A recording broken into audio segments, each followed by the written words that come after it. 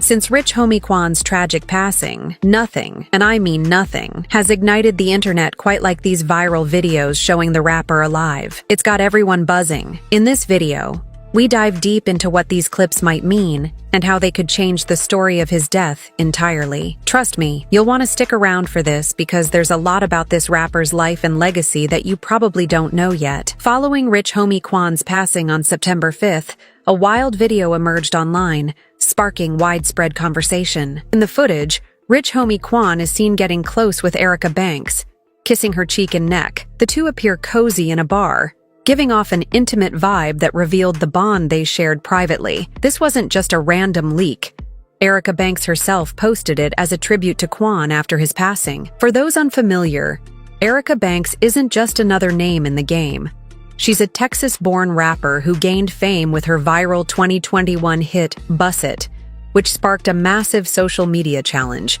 You might remember even Ice Spice jumping on the trend. That song was Erica's breakout moment.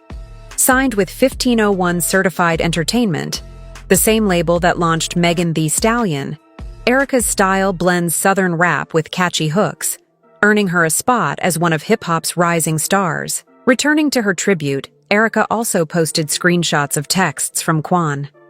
In those messages, he poured out his heart, expressing his happiness and showing a vulnerable side that few had seen while he was alive. She captioned the post, "All you wanted was to find happiness again.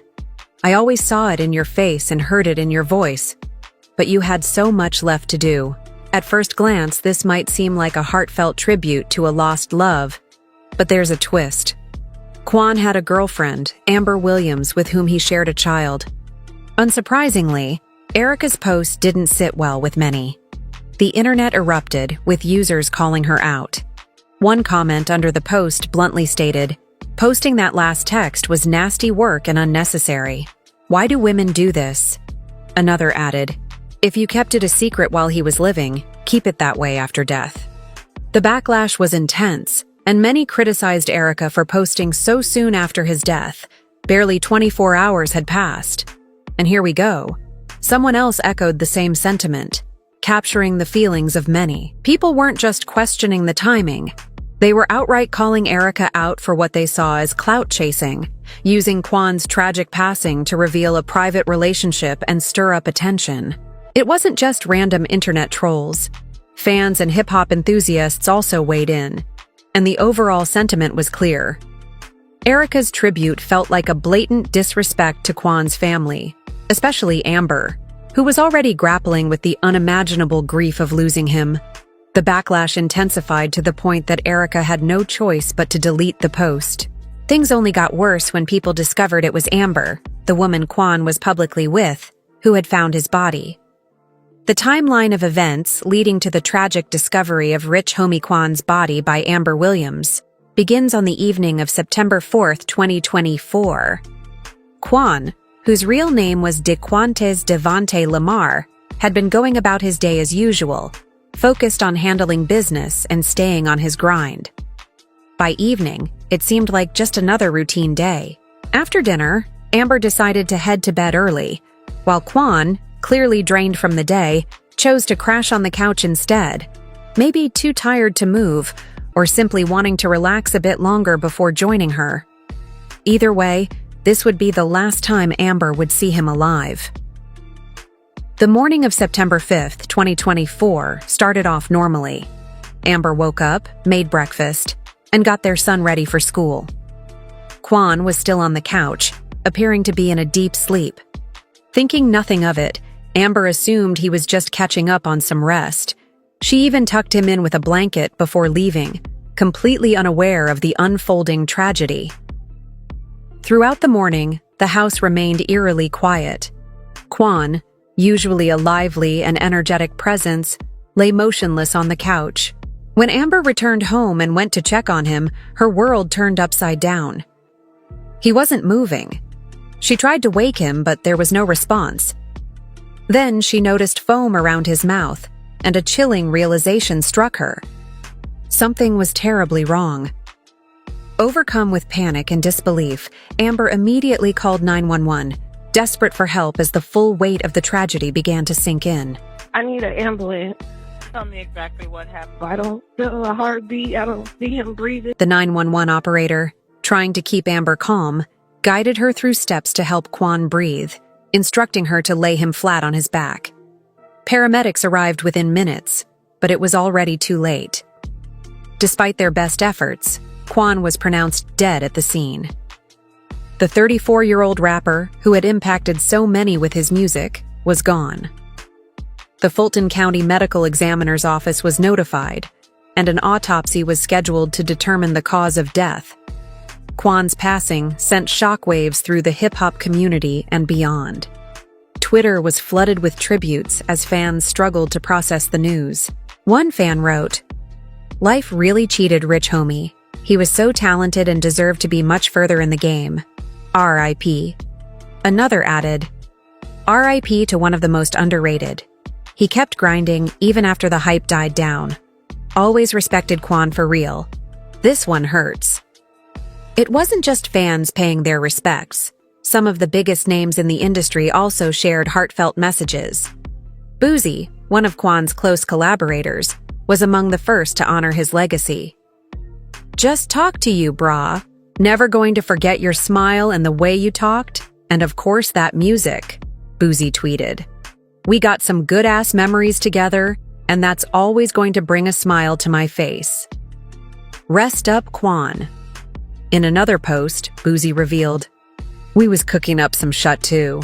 Boosie and Rich Homie Quan's relationship ran deep. Their chemistry on tracks like a Man in 2014 wasn't just about making hits.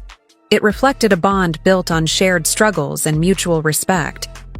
Boosie's openness about his time in prison and Quan's reflections on holding it down for his family showcased the depth of their connection. They reunited in 2016 for Private Room alongside Tony Michael, proving their working relationship was as strong as ever. Another rapper who shared a heartfelt tribute was Jacquees. His connection with Quan was even more personal. On Twitter, Jacquees called Quan not just a friend but a brother and a legend. "Rest in peace, my brother Rich Homie Quan. I love you for life." For Rich Gang, he wrote, "Rich Homie Quan and Jacquees were both part of Rich Gang, a collective that included artists like Young Thug and Birdman. Together, they made waves with hits like Lifestyle." During their time in the group, Quan and Jacquees worked closely, delivering collaborations like Come Through, Remix, and Feel It. Their bond extended far beyond the music, cementing a brotherhood that will forever be remembered. Jacquees and Rich Homie Quan's bond went beyond business, with Jacquees always showing unwavering support for Quan's work. Losing Quan felt like losing family for Jacquees. Quavo also reflected on their shared journey, particularly their connection during Atlanta's early hip-hop explosion. The two frequently crossed paths in the studio, working alongside industry giants like Young Thug and Mustard. Quavo, deeply affected by Quan's passing, shared a heartfelt Instagram story with a photo of them together, writing, "May God be with us. Never saw this being a part of our journey." He followed with another post reminiscing about their early grind and shared hunger for success. Playboy Carti also paid tribute by posting several photos and videos of Quan on his Instagram stories. While their collaborations were limited, the respect between them was evident, and Carti's posts honored Quan's legacy as a significant figure in Atlanta's rap culture. Yeah, man, I was on Molly every day. Oof. Listen, geeked up. Fight down. Listen, I'm talking, bro, I felt like I couldn't do a show or a song without being on Molly. One of Rich Homie Quan's rawest moments came during an interview on My Expert Opinion. He didn't hold back, opening up about the origins of his addiction. Quan revealed that his struggle began while he was in the midst of touring, performing night after night across the globe. We was doing so many shows, I couldn't stay up. So I knew some people like, bro, I got something to keep you up. Kept me up. What started as a one-time boost quickly turned into a daily habit. Molly wasn't just something he used to get by anymore. It had a grip on him.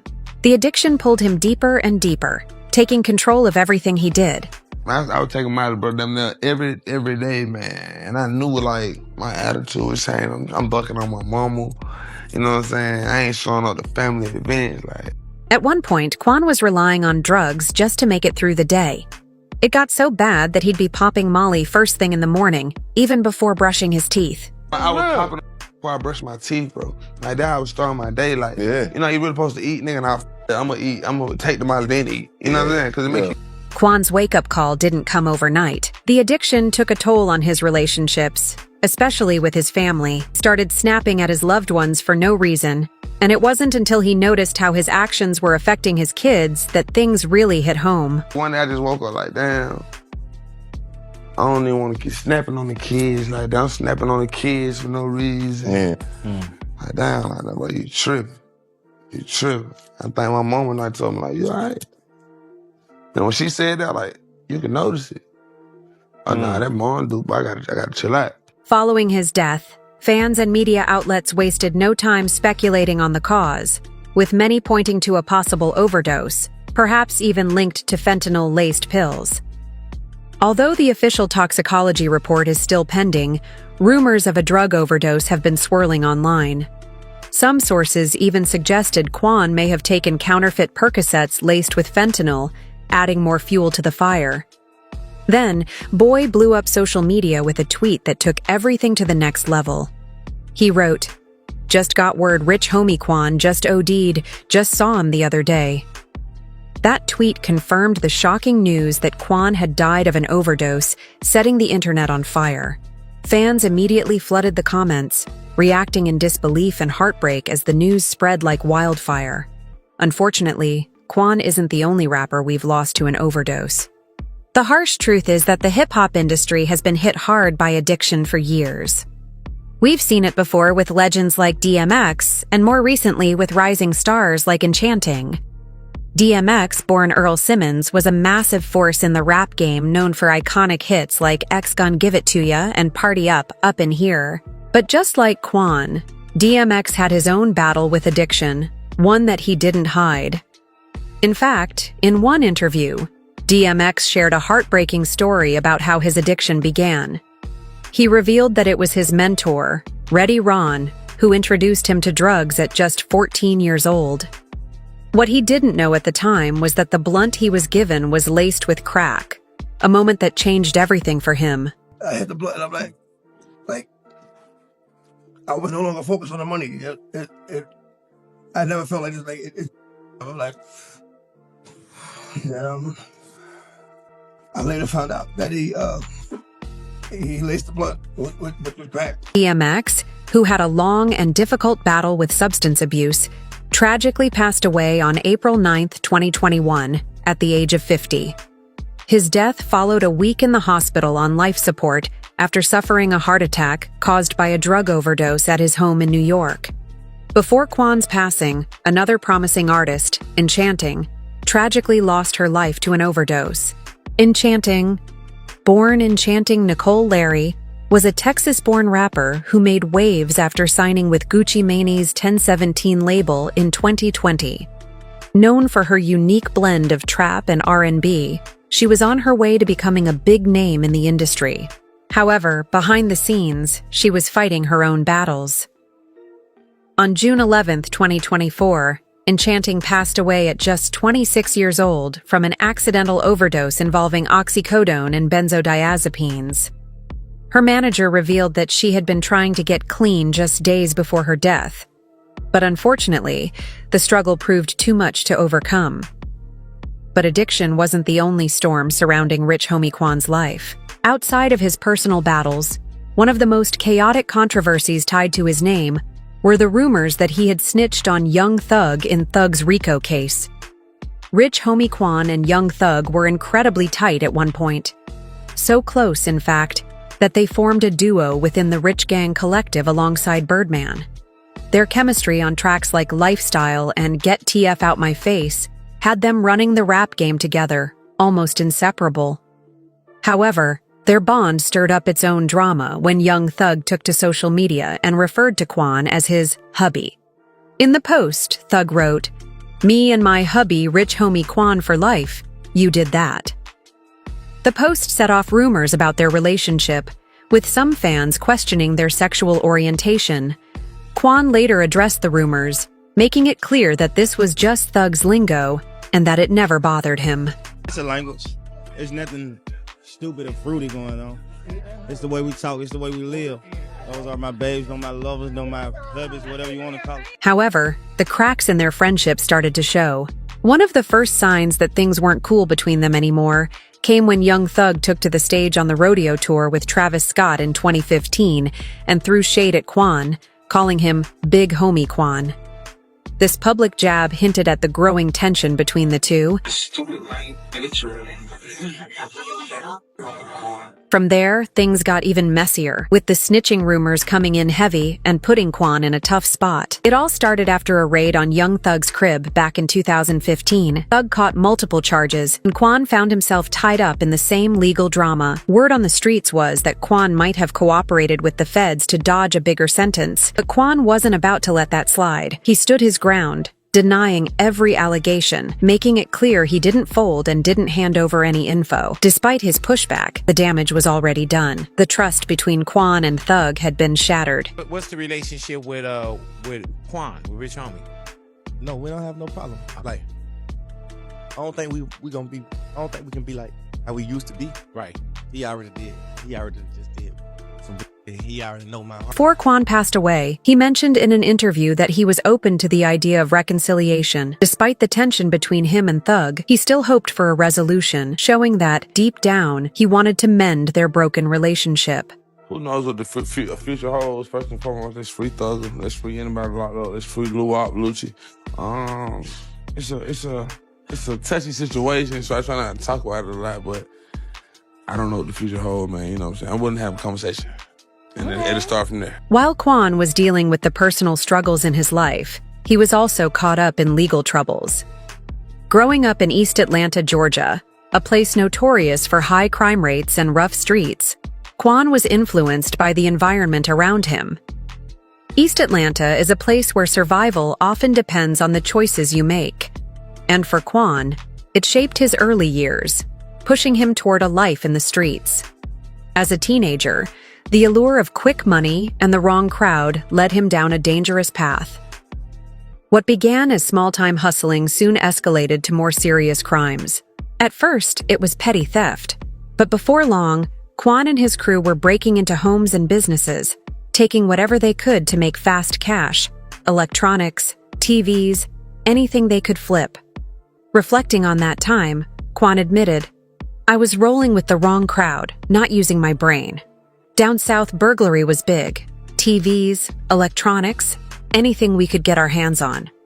But eventually, this reckless lifestyle caught up with him, leading to multiple run-ins with the law and ultimately his arrest and time in prison. Were you actually in jail for, and how long? I was in jail for burglary for 15 months.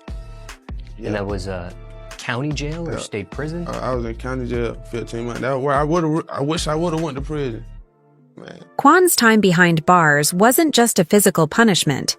It was a mentally and emotionally exhausting ordeal that left a lasting impact on him. Spending 15 months in DeKalb County Jail, Quan admitted that the environment was incredibly harsh. In fact, he even mentioned that he would have preferred prison, where conditions might have been better, as the jail's atmosphere was far more difficult to endure. I would have did 15 months in the prison in the day, but we in a county jail, man. So that's the I did 15 months in DeKalb. You see what I'm saying? Like, real drag session, man. Chaotic, unregulated nature of the county jail took a serious toll on Quan, and he made it clear that the experience significantly shaped his outlook on both his life and the decisions that led him there. However, Quan's battles weren't over. The next time he found himself in a legal storm, it wasn't in the streets, it was in the courtroom. In 2015, Rich Homie Quan filed a $2 million lawsuit against his former label, Think It's a Game, Teague Records. The lawsuit stemmed from a dispute over unpaid royalties for major hits like Flex and Type of Way. According to Quan's camp, the label had failed to uphold its end of the agreement. Not asking for anything that is not due to Quan. All we're saying is that the contract in which was signed is not being held up on the label side as far as disbursement of funds. I mean, it's no secret. It's about the money. I mean, you know just as well as I know, Quan is making money. So if Quan is making money, it's only fair that the label paid what the contract states. But Tig wasn't going down without a fight. They hit back by countersuing Quan for releasing unauthorized music and failing to report all his earnings. This legal back and forth created a lot of tension between Quan and the label, with both sides hurling accusations at each other. Despite all the drama, the two parties reached a settlement in August 2016, though the details were kept confidential. Quan's father and manager expressed relief, while Tig's CEO, Fly, played it cool, stating they were like family and ready to move forward. For Quan, this settlement marked a major turning point in his career, giving him the freedom to focus on his debut album, Rich in Spirit, and new music. Just a year later, in 2017, Quan found himself entangled in another legal case. On May 28, 2017, while en route to a performance, Quan and 4 others were stopped at a police checkpoint in Louisville, Georgia. Authorities searched their vehicle and reportedly found marijuana, heroin, drug paraphernalia, and firearms. Quan was charged with felony drug possession with intent to distribute, a charge that carried up to 30 years in prison. Despite the seriousness of the situation, the case eventually took a turn in his favor and was dismissed 2 years later, allowing Quan to move on from yet another legal hurdle that could have derailed his career. Even though Quan managed to overcome that legal case, his life remained a constant roller coaster of highs and lows. With the recent viral videos adding another layer of mystery to his story, people are left wondering what really went on behind the scenes. In the coming days, it's likely that more details about Quan's life, both the good and the bad, will emerge. One thing's for sure, Quan's story isn't over, and the world will be watching closely to see what happens next. Thank you for watching. If you enjoyed this video, click on one of the boxes playing on your screen to watch more similar content.